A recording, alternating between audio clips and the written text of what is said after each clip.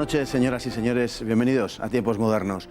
Entre 1980 y 1988 tuvo lugar una durísima contienda entre el Irán de Jomeini y el Irak de Saddam Hussein. Una guerra despiadada en la que los países occidentales atizaron a Saddam para que cayese sobre el Irán revolucionario islámico. Una guerra que realmente libraron los estados más poderosos del mundo contra Irán mediante país interpuesto. Y lo más asombroso es que el comparativamente poderoso ejército iraquí no pudo derrotar a unos iraníes que todo lo que tuvieron para frenar la potencia de su enemigo fue su disposición al sacrificio. Lo vemos. Desde el mismo día del triunfo, la revolución iraní hizo gala de una lejanía equidistante de las grandes potencias, tanto de Estados Unidos como de la URSS, sumado a la propia naturaleza del fenómeno chií, propició el que estadounidenses como soviéticos concluyesen en que la extensión de la revolución era la peor de las noticias. Había que acabar con ella antes de que se afirmase y, aún más, antes de que se extendiese. Y en las circunstancias de 1980, el único modo de conseguirlo era mediante la guerra. Pero ni una Unión Soviética enfangada en Afganistán, ni unos Estados Unidos todavía escaldados de Vietnam estaban dispuestos a asumir los costes, en todos los sentidos, de una guerra así. Entonces, ¿qué hacer? La solución la brindaría Saddam Hussein, que acababa de alcanzar el poder en el vecino Irak y que albergaba ambiciones de liderazgo en Oriente Medio. Jugando con los codiciosos apetitos de este, los occidentales confiaban en que les hiciera el trabajo sucio. Para Saddam no faltaban razones para la guerra. En primer lugar, ambicionaba la región del Juzestán, situada en el suroeste de Irán, poblada por árabes y que producía el 85% del petróleo de Irán, uno de los más fabulosos yacimientos del mundo, tanto de crudo como de gas natural. Por si fuera poco, resultaba evidente el peligro que el régimen chií representaba para un Irak que contaba con el 60% de chiitas. Además, Jomeini y Saddam se profesaban una profunda antipatía mutua. La guerra estalló en septiembre de 1980 con un potente y sorpresivo ataque iraquí tras recibir el apoyo del mundo árabe, en especial las monarquías del Golfo Pérsico. El ejército iraquí contaba con 10 divisiones de infantería y 2 mecanizadas, más de 2.500 carros de combate, unas 1.000 piezas de artillería y una aviación de primera calidad. Los iraníes, por el contrario, casi carecían de fuerzas armadas, por las purgas llevadas a cabo entre la oficialidad y el generalato y la expulsión de los norteamericanos, sin los que ni los tanques, ni los aviones, ni la tecnología funcionaban. Saddam, además, estaba convencido de que la población se rebelaría contra Jomeini. El ataque iraquí golpeó en el vacío ante la previsión iraní de dispersar sus aparatos. Aunque en tierra las cosas fueron mejor para los iraquíes en las primeras semanas, Irán reaccionó a base de coraje y envió a la pobremente armada Guardia Revolucionaria, los Pasdaranes, que detuvieron a las fuerzas de Saddam.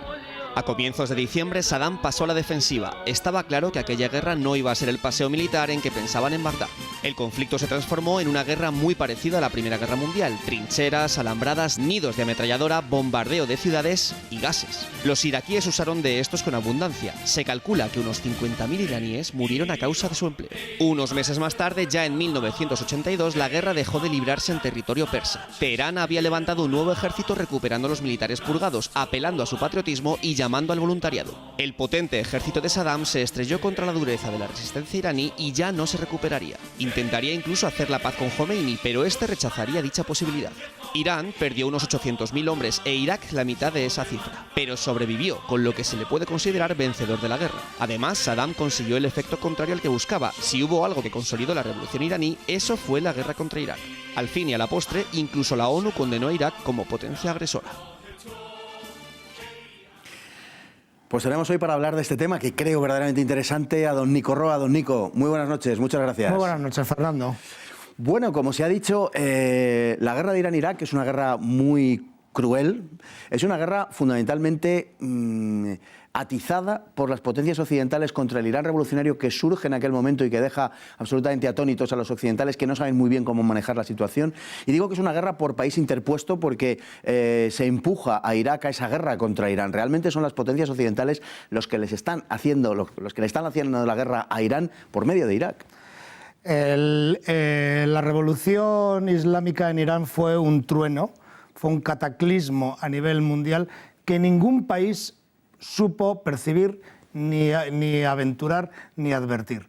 Estamos hablando de una situación absolutamente inédita porque Irán era el gendarme de Oriente Medio de los Estados Unidos, que tenía 50.000 asesores militares para enseñarles en el manejo del más sofisticado armamento que había en el parque, en el mercado. Estamos hablando de los F-14 Tomcat, las fragatas tipo Spruance, sistemas electrónicos complejísimos que a los mismos americanos les costaba manejar y que además estaban desde Irán poniendo antenas a la Unión Soviética, que era el vecino del norte. Por otra parte, estaba el siempre omnipresente Mossad, que tenía unas conexiones privilegiadas con el Shah de Irán, y nadie pudo percibir que venía una revolución del cariz tan original cual fue la revolución iraní. Cuando esto ocurrió, los cimientos de Occidente y de Oriente,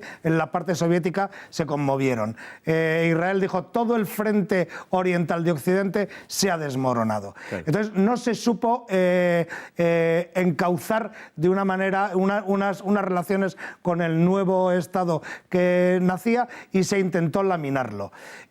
Primero por medio de sanciones, etcétera, y finalmente optando por el recurso más plausible y el que mejor manejan las potencias internacionales, como es la guerra. Y entonces aquí, sí, las potencias que se emplearon contra Irán no quisieron asumir el riesgo. Una venía de la guerra de Vietnam y otra estaba sufriendo la guerra de Afganistán, y pusieron a un peón de brega, que era una nación muy agresiva y muy beligerante, que era Irak, a la que armaron, a la que proveyeron de fondos y a la que lanzaron a la arena de una guerra que, como veremos, fue extremadamente sangrienta. A la arena del desierto, una nación que efectivamente militarmente estaba en una situación superior precisamente porque la expulsión de los militares norteamericanos de Irán había dejado el parque armamentístico iraní en una situación de inferioridad, pero donde también se enfrentaba a un país que era puramente artificial, como es Irak, un país constituido por suníes, por chiíes, por kurdos en el norte,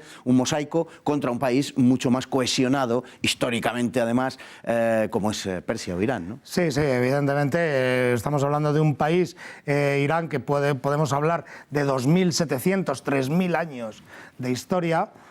Países madre de civilizaciones, de religiones, el imperio sasánida, el imperio aqueménida, la religión zoroastra, etcétera, frente a una nación que había nacido al final de la Segunda Guerra Mundial, hecho con escuadra y cartabón, en lo que fue el desmantelamiento del imperio otomano, que se llamó Mesopotamia, hasta que alcanzó la independencia. Este componente de homogeneidad fue lo que al final salvó a la nación iraní de caer y de ser dividida, aplastada y arrasada en la guerra.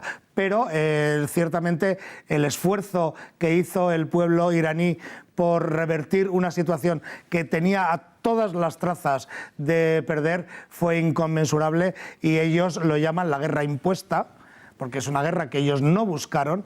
Ciertamente el Shah tenía agravios con Irak anterior, sí. Tenía agravios de otra en el estrecho de Chat el Arab, con el tema kurdo, etcétera, pero esos agravios no los heredaba la nueva república, y sin embargo esos fueron los que movieron a Saddam Hussein, más un casus belli, que fue un ataque con granadas, un atentado que sufrió el ministro Tarek Aziz en Bagdad, lo que justificó de cara a Irak la guerra, además de sentir que el momento para Irán era especialmente vulnerable, dado que se habían producido unas purgas en el seno de la cúpula militar y hasta en escalones intermedios. Lo achacaron a un atentado chií, en consecuencia pues le pasaron la responsabilidad, digamos, a Irán, pero Saddam Hussein tenía ambiciones de liderazgo de la zona que luego jugaron su papel también en las guerras después de Kuwait, por cierto.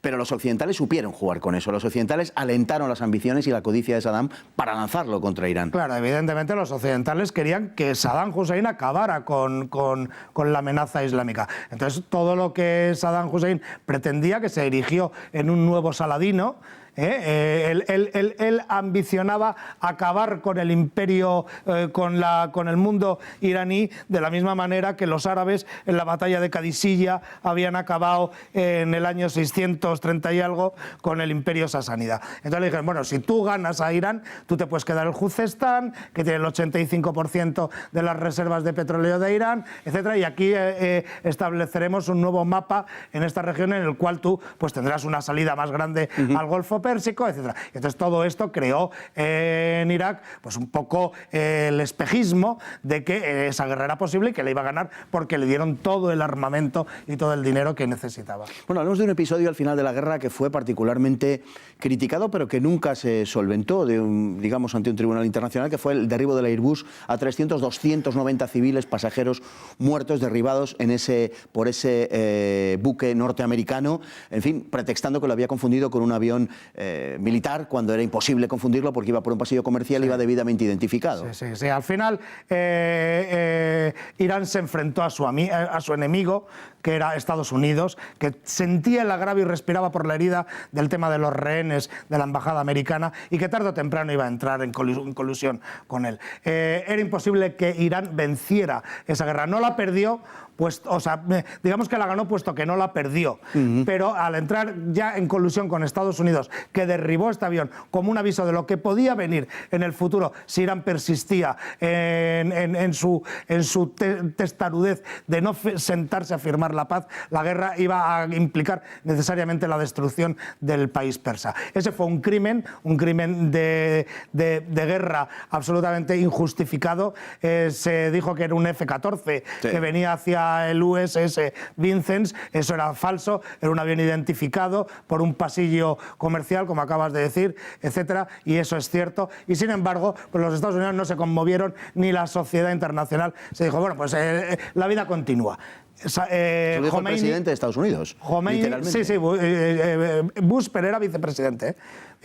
Khomeini tuvo que decir, me beberé esta copa de veneno, que es sentarme a negociar la paz, pero en esas condiciones tan dramáticas, claro. Bueno, el petróleo jugó su papel, es inevitable, porque en esta zona tiene un papel fundamental, pero sobre todo fue una guerra geoestratégica, sobre todo fue una guerra en la que se estaban jugando muchas partidas a la vez, como siempre ocurre con estos países. En 30 segundos, fue esencial, y tenemos que retomar este tema cuando hablemos de otras guerras, de las guerras en Kuwait, fue esencial, como digo, el intento de liderazgo de Saddam Hussein. Bueno, aquí en 30 segundos te digo que por primera y última vez las dos potencias de la Guerra Fría se posicionaron de un mismo lado. Pero en efecto, la hipoteca que asumió Saddam Hussein de 30.000 millones de dólares con Kuwait obligó a que unos años más tarde Saddam Hussein invadiera ese país y ocasionara lo que fueron las sucesivas guerras del Golfo. Interesantísimo, don Nico. Lo vincularemos a otros episodios de los que hablaremos también, en el caso de Saddam Hussein, con las guerras de Kuwait, con la intervención occidental. Muchísimas gracias, don Nico. Muchísimas gracias a vosotros. Las mismas que les damos a ustedes por estar ahí día tras día, noche tras noche. Hasta mañana a todos ustedes. Hasta mañana, si Dios quiere.